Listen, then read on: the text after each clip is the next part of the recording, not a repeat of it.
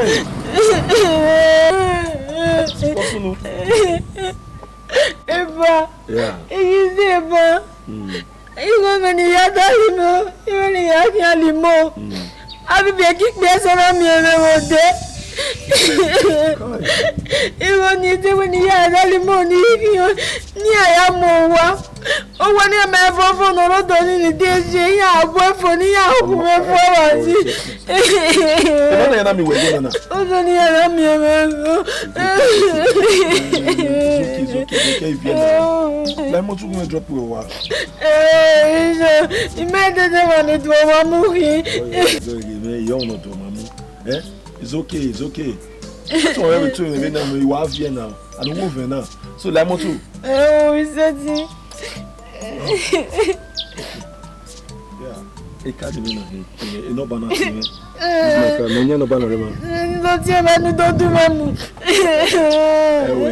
Me, Roy. Me, dale di no buti me. Address me every man. Me. We no bana money, e no be me na hina. O say vie. No bana ti me, address me every man.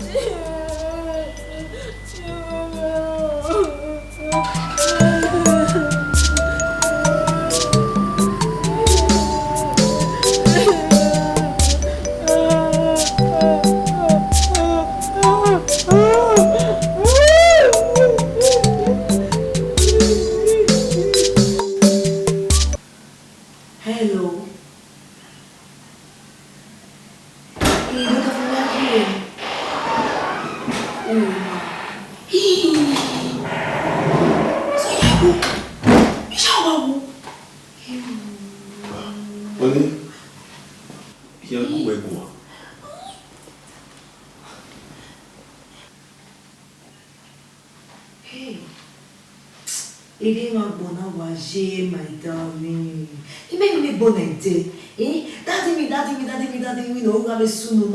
You don't understand. What's the problem? Give man, don't you hear my hair?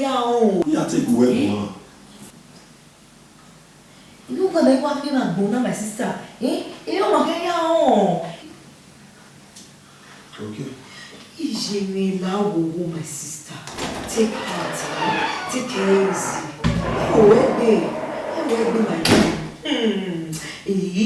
Ni ma veje le di aye ono elekere nu wa o ti bi ke gbe ko me owo bi se ka me ma bi opia na no ina we si mo saloboa lori ogun na fi bi ko me elekere magele lu egbe igele jantale lalo yes o we ma gba me la wo go na ta baba na baba na go ti enere WhatsApp o ati enere WhatsApp call ni gbata ye wa vi yes o na we marry ya wa ti enere WhatsApp call na ti enere WhatsApp call igbata ye wa vi na owe gbe megi na mo me nwa owe gbe megi na me nwa mi a me duwe be wa se no luwe e wa me se ma gba me get go lady ma yes o o ma na ti me WhatsApp call okay made call go here ipa we si ya fefe wa yi wana ipa Amina imami wo taladia wo Meladia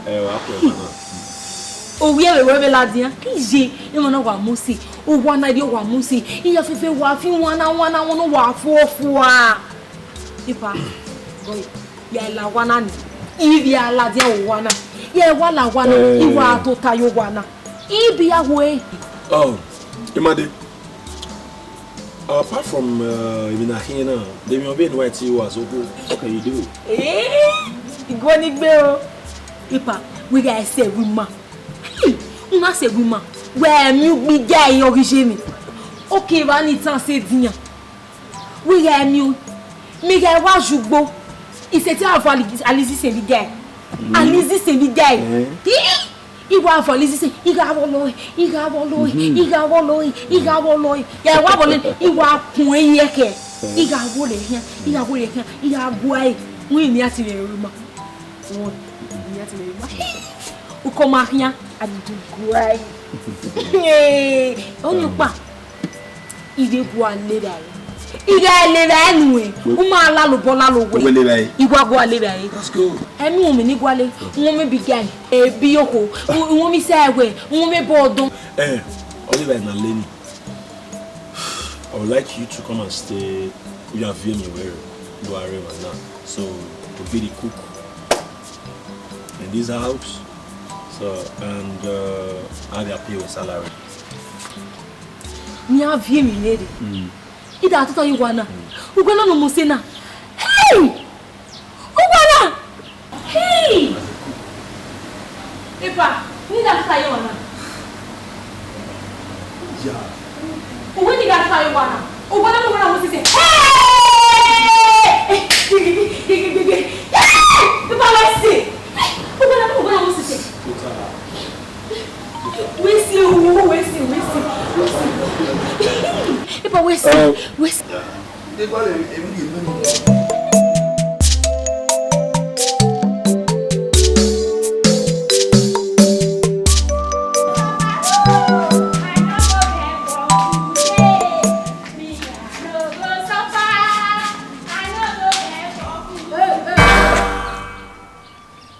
Sofa, what come here? You know what? Well, I got this top. Me, don't go to very any now.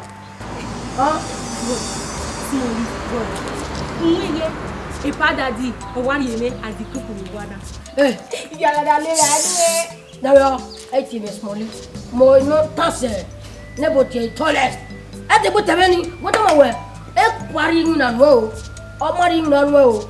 E iswe uswe bi ba do, wu ko do. E ko wo pa jo ko aso do.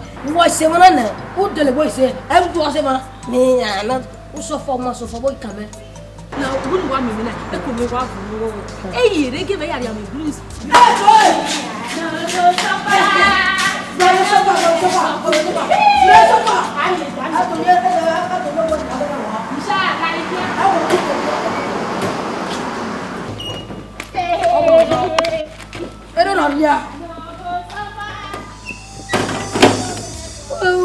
Sofa, what come here? Huh? Me and the sofa. Oh, sofa, me sofa. Me get me go. I want to sofa get me go. Who rock pano? Who that way? Here ke. Ana apa? Wow, I don't give it wrong, man. In the body go. I don't know what. Wow.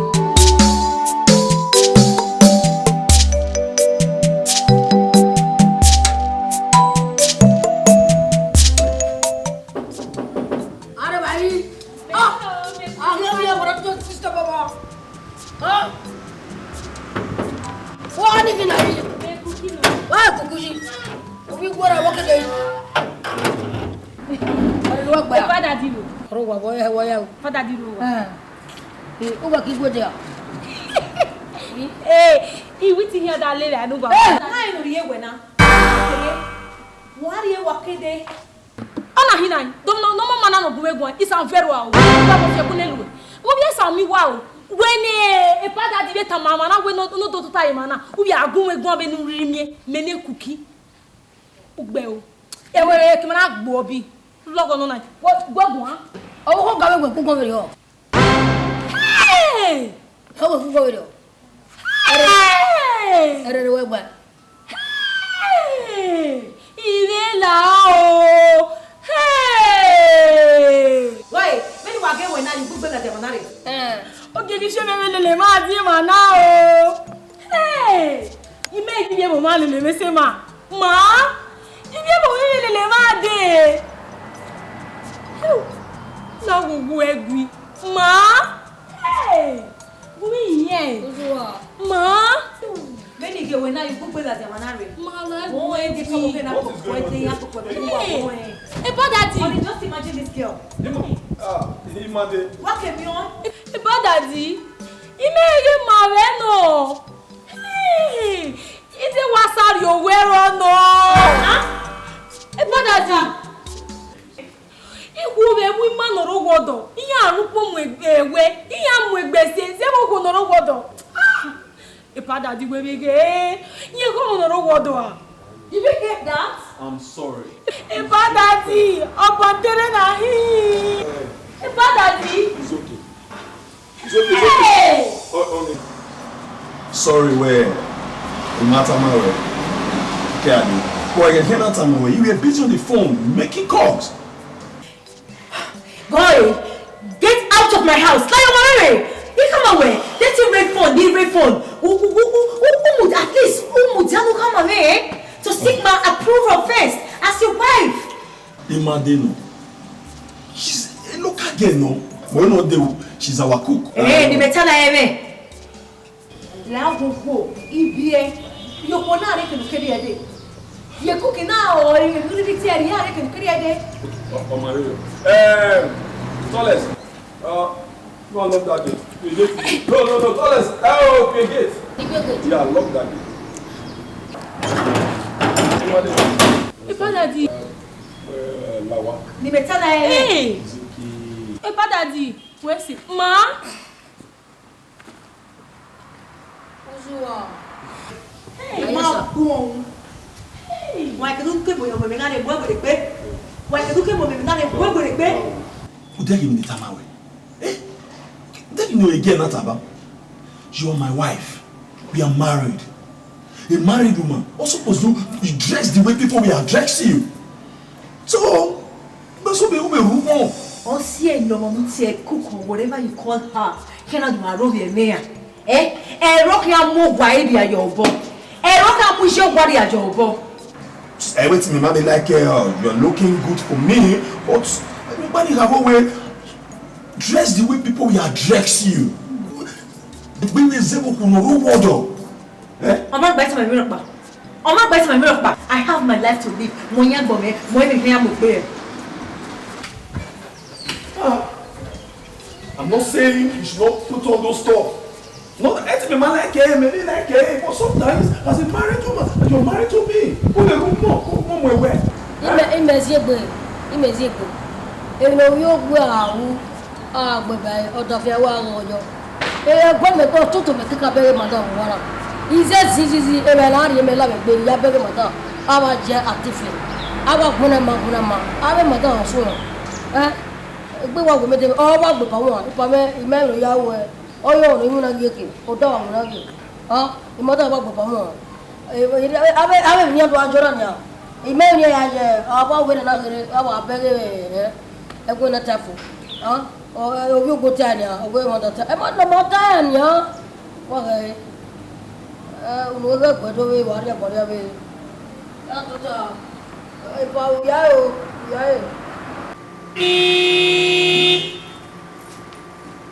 Are bhai.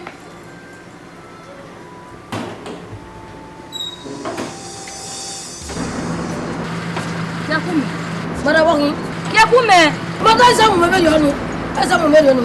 Il doit mettre un क्या Kumey. Okay, yak yak nu. Mata sa mu mebe yo. Comment tu l'as gâté au क्या कुनी me? Mi blame mi where?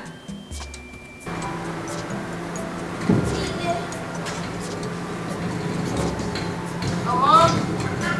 Ani se yo.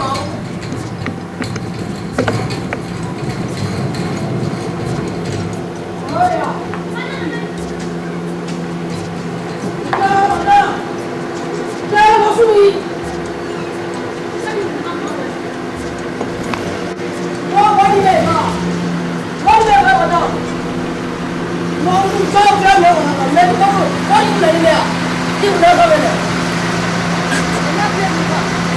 Le mec est bien pour voir encore. Il y a aucun chose non oui on va compter mais l'arrêt et madame Wabou. E mata ro sori na. Asame. E bi arwa ko pati na fefe. Mo gba o ge. Ja se gba wa o si pa lo. E mi ya fefe. Wa ke ko mata kwa. E ga sa mo me ro. We kwata. Wọ́n nọ hin. Me ma rudu gbede wọn na. Uda me beg na agbon gbe emi ohin werere. Ogbo e lo ka bo. Ọmọ ni me ru daddy e ma na oni mi e. Bo la e madam wa. Bo je. Oro tuku. E gba je me gbe mata me gbo me ro. E gbe mata gbo me ro ni. Do ni a. Do mi a me ro tuku. Ahia mata. Vous blame me. Ye madam e we. Be madam wa ya we awo. Oya we ya wo kwere no tota wo wane. Wo kwere wo kike. Imi mu we me be da ya mu ina mo egbe we. E mo na ya ke free go for the gate. Ye mo ige. Eriano. Ugoye. Osilukun. You don't understand. Who wants to become Muki Bika and we go loyo golore? What the problem? e no jam ya de mama. Ido kan ma kuwa.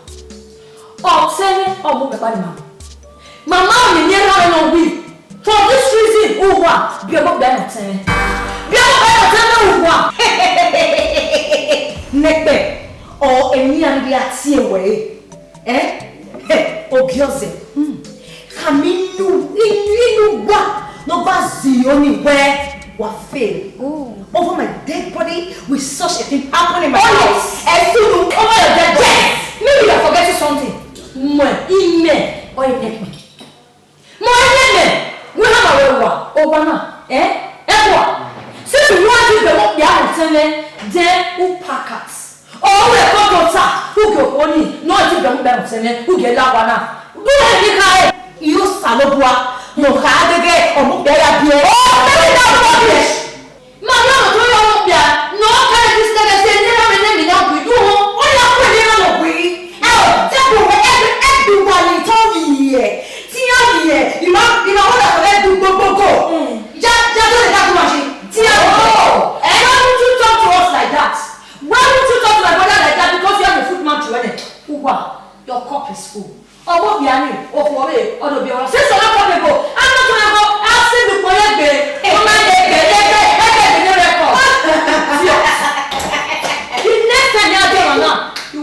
You're not going to find it easy with me. Oma, ya gave the Wakaya Zimene, Uwa. Ido book bonnet. Oh, what they wear, you can't do a mamma. Hey, Esunu. Wagami Negbe, may have a jig when you walk big. Rubbish.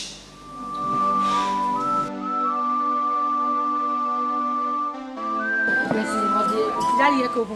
Kakabo. Here Ecobo. That's where you're not. You get a woman that you are very well carrying your TV mother.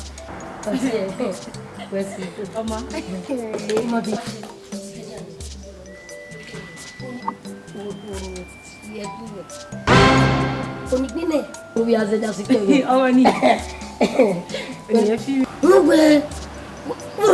Onina anami mewe kugbe elufu mewe do atoto bi hawo be ki me kwa pop me kwa fo me yi mu fo be yo ni egere elufu mewe do tere injode mate elufu wo tere o e yari ba yari mo imade elufu tere uge eti agbegbo sai Onime. Imade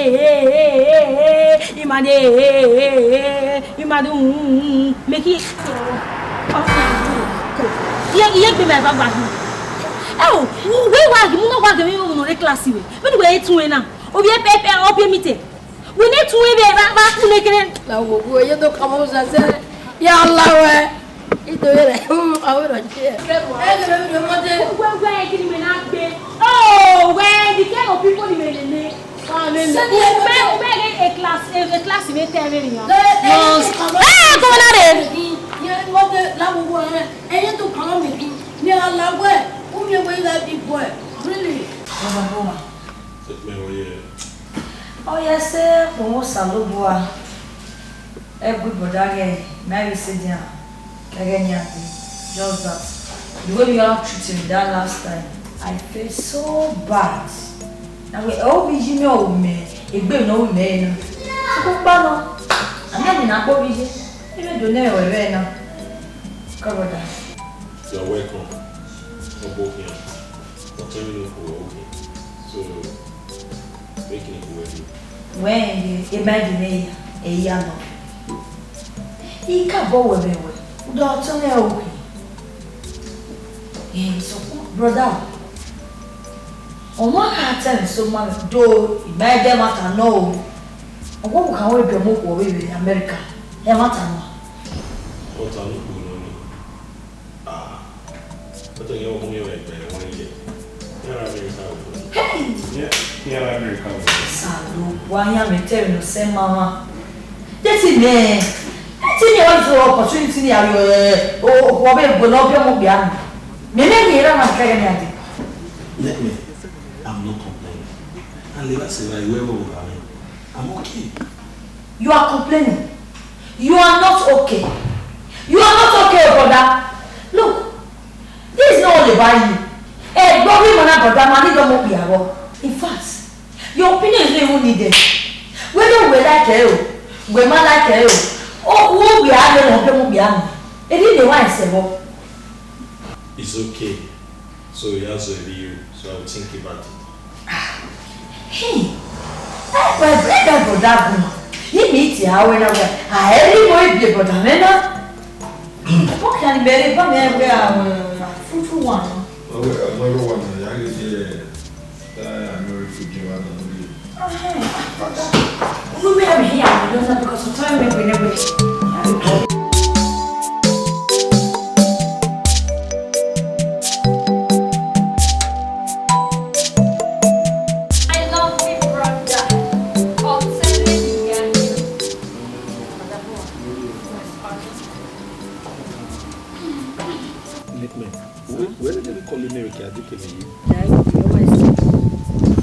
Meanwhile, meet my friend Clara.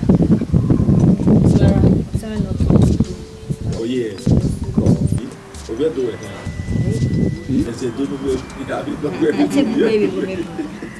the mother loves wow.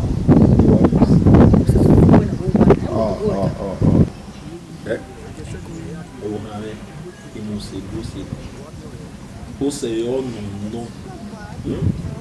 So what can we AI do? How do you look at you? My Yagbari bought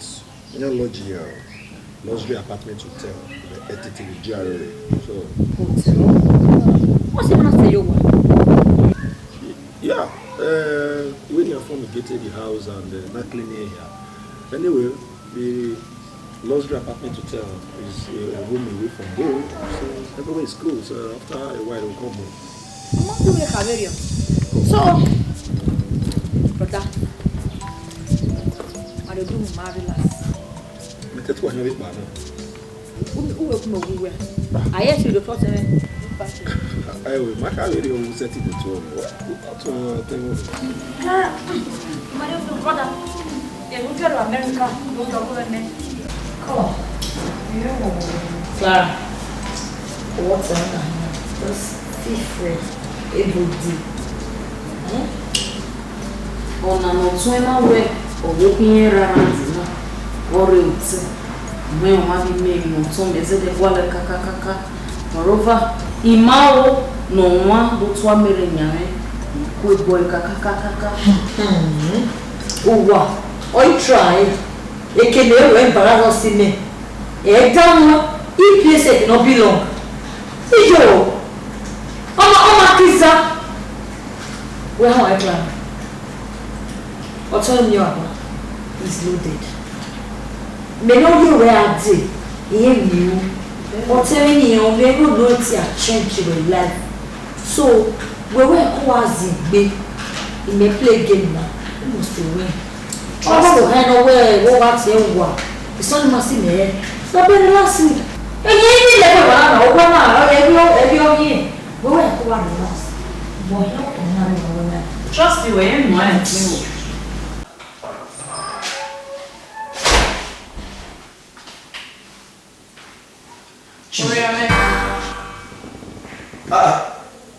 Wow. Eke no to en ekmenare ma. Irema. No, you can't stay here.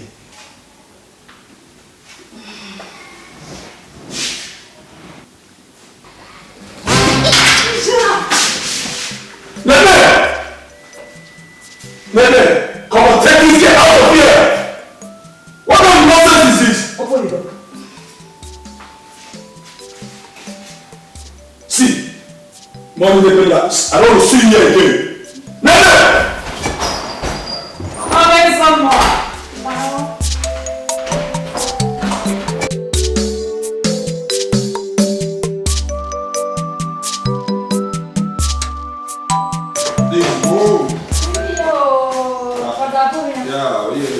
Wow, it's feels good to be home.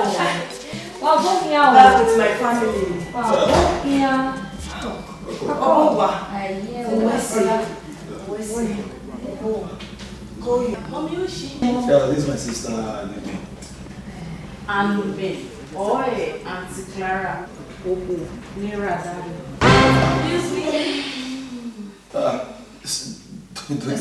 Don't mind now. What are you now? Do your money? Oh, excuse me. Let me pause the weapon. Mother, stand up. Okay, no, you. What they don't know each other. Go where they can know each other. Your wife and your wife to be. Is it not the same thing? Dad, are you going to marry her? But I'm meeting with her. Only, so write down in it with the Bible. So I don't know what you're talking about. Oh, Maria, you have to sleep with Rebecca. Are you okay? Brother, I have to say, my good one. Yo, however, I'll be still let there, also look more. I mean, I tell of your one on now. Who you are very well. You behave yourself. But I don't want to talk to you. But I will pay you for a medic for my neck on to go away. Yala, that is a way. I'm your owner, eh? We're passing my way. It's not a very good. Oh, one, oh, good. Right, who I get, who I saw, what's up? In home, let's say, what's that? Let me try. Right, oh, when I come for Donny.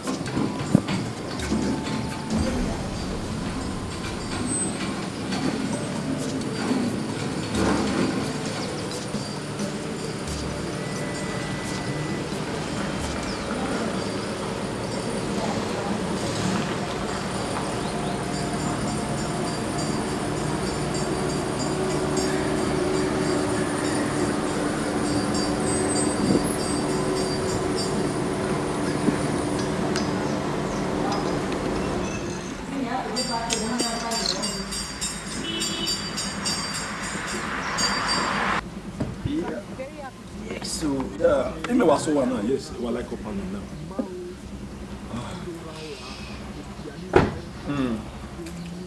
Yeah, they wait here. Yeah, I'll call you. Yes, I'll give you a call. Hey, tallest. What's that? What's that? I will be mahu. If I want to, I will not jail. I will not hide. It's a madam David salary na dam. Salary o salua. Yes, Where would I hide our salu? Don't go, you may have. Where you at? You know, Doro, you may have. Hey, tallest. I will not jail. What's that? Oh shit, man. I think I have this stuff here, man. Man. What's that? What is that? Mukbane, imade, the cook. Oh, Yeah. what's that? What's that? Where pugbe? What's that? Kuyo. Domo. Kuyo. Hey, tole. What is that? You can't pass that. What's that? What's it?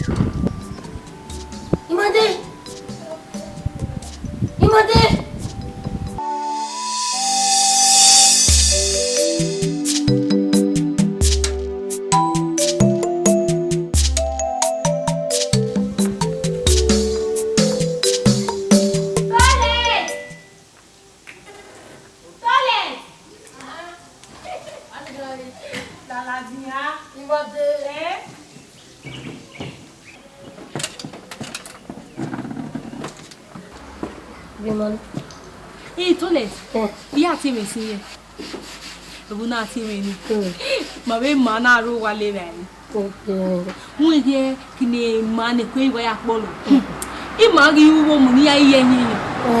O ka u imagi ya gumi do pa bana. Hi da wo go. Made o. O se na ro wa. Okay. So. Tell me what else to buy you. What you?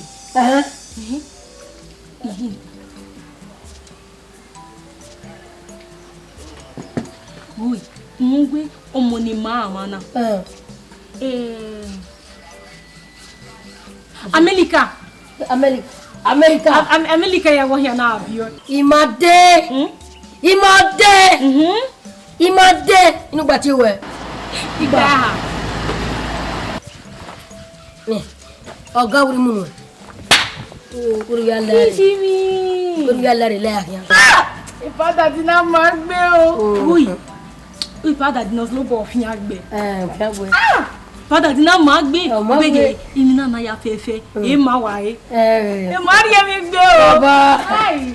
Made. Yo wa. Ipada di na ma gbe. Our business. Yeah, bro. Have you played with now? What do you like for you? Oh, how boy? What's your? For a couple of days, she's been acting up. For a couple of days, she's been acting up. Oh, I don't want you to marry.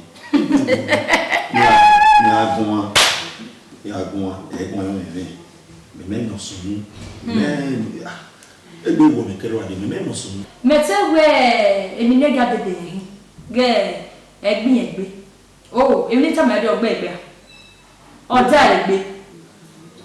De no ta mai. Oni le ma ye ma ko we mo. Ise ma na be de. Ina no kama ko no la. No bia mo bia no.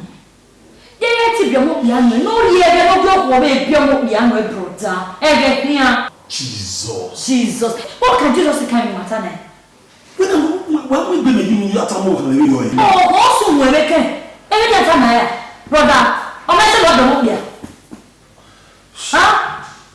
Hijo. Baba bi we. O be le te na yen ko ni ya bi lo mi ko nu we. Brother we be mo bia no we na ko be ko no bia lo mo le de enye baba mo wi. Do mo brother. Boy, see, let me warn you. Mommy, now when you take it out now, I will not take this from you next time. But I beg you, act as a man. Ija. Boy, I will not take this from you next time. How can you open your mouth to go away? How okay? I'm not going to say anything. I will not take this in the Right here. What was the name on it? How can I tell you? Oh, who were till you wear your to a local. So come back in me. And you go. It's a better. Oh, what is one year? What we are to have your left or not? And then maybe we're more way to move your way. And how you doing when more power?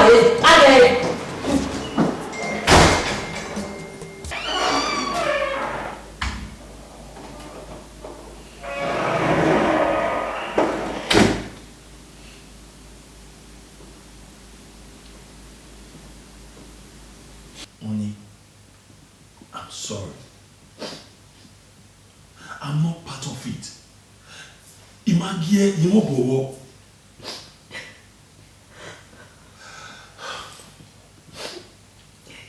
Kero adi umata mame, leave no again, not a my way.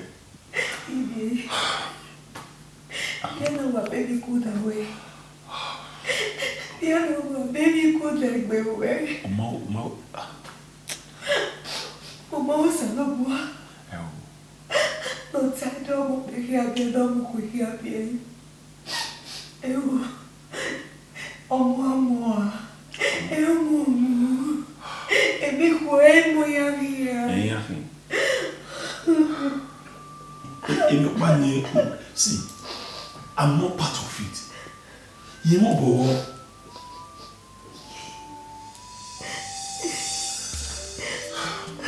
Honestly. Wait, I'm not part of it.